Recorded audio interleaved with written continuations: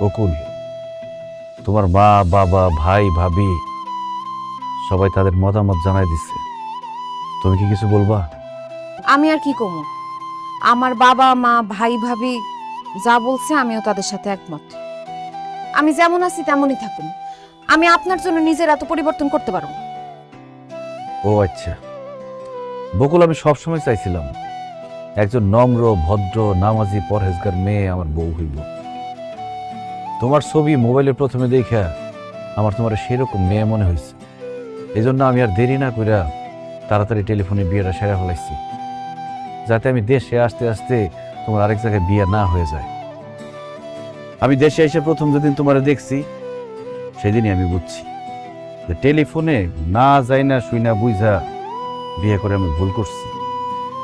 বিয়া স্বামী স্ত্রীর সারা জীবনের বন্ধন, দুইজন দুজনকে দেখা যায় না শুই না তারপর বিয়ে করা উচিত। টেলিফোনে মানুষ বেশিরভাগ সময় মিথ্যা কথা বলে। এই যে যেমন তুমি, তোমার পরিবারের আর মানুষরা আমার টেলিফোনে ভিডিও কলে যেমন দেখাইছো যেমন কইছো, বাস্তবে ঠিক তার উল্টা। আমি বাড়িতে আইসা মনে মনে যেরকম বউ চাইছিলাম তোমার সেরকম বইরা তোলার চেষ্টা করছিলাম। দেখো বকুল, কিছুদিন পরে আমার সন্তান হইব। একজন সন্তান কিন্তু তার মায়ের কাছ থেকে সত্যিকারের শিক্ষাটা পায়।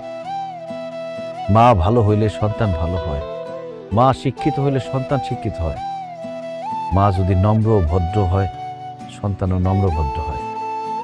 আর আম্মা আব্বা বেশিরভাগ সময় তো আমি বিদেশে থাকুন, আপনাকে ছায়া তো আমার সন্তানের উপর পড়ব।